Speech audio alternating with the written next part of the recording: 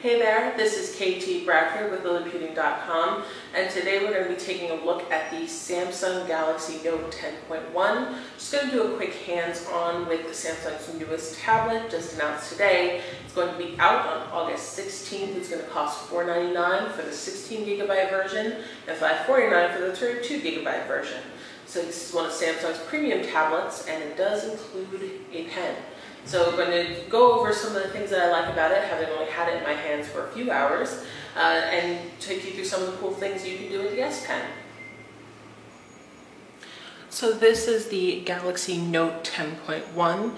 For those of you who are fans of the Galaxy tablets, you will notice that it looks very much like the Galaxy Tab 2 10.1. It has the speakers on the front here. It's about the same size and weight, and like that tablet, it has nice, sort of curved edges so that it's comfortable to hold in general, which is one of the things that I like about both of those tablets. But of course, the Galaxy Note is different because it comes with a stylus, which is actually the port for this stylus is here on the back edge.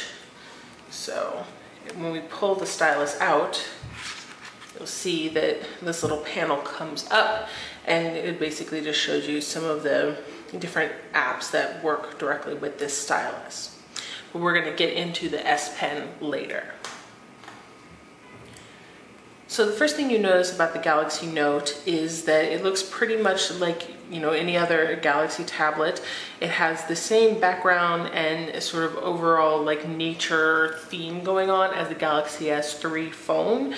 So as we go through here, you may not hear it too well, but you're gonna hear a lot of water sounds, the drops, that kind of theme is going on here, but that is a theme that you can change.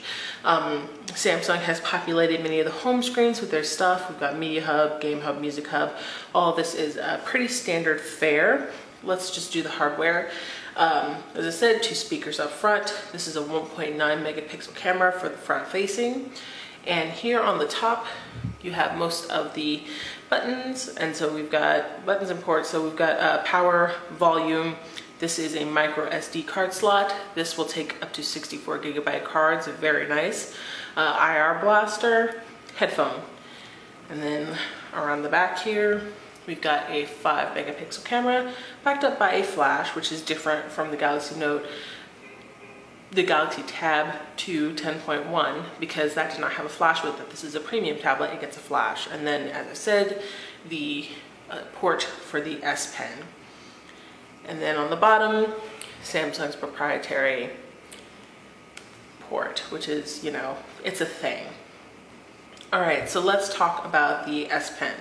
So the S Pen is a slightly different design in terms of, just outward design than the one that we saw with the Galaxy Note smartphone. It's thicker, a little bit bigger, and the button for it is grooved and also in this little well. Samsung told us that that's so that you can find that little button without having to look for it, and that it's harder to press accidentally, which are 2 things that I definitely approve of. As with the Galaxy Note phone, this pen works for just normal operation, and it also has some special properties.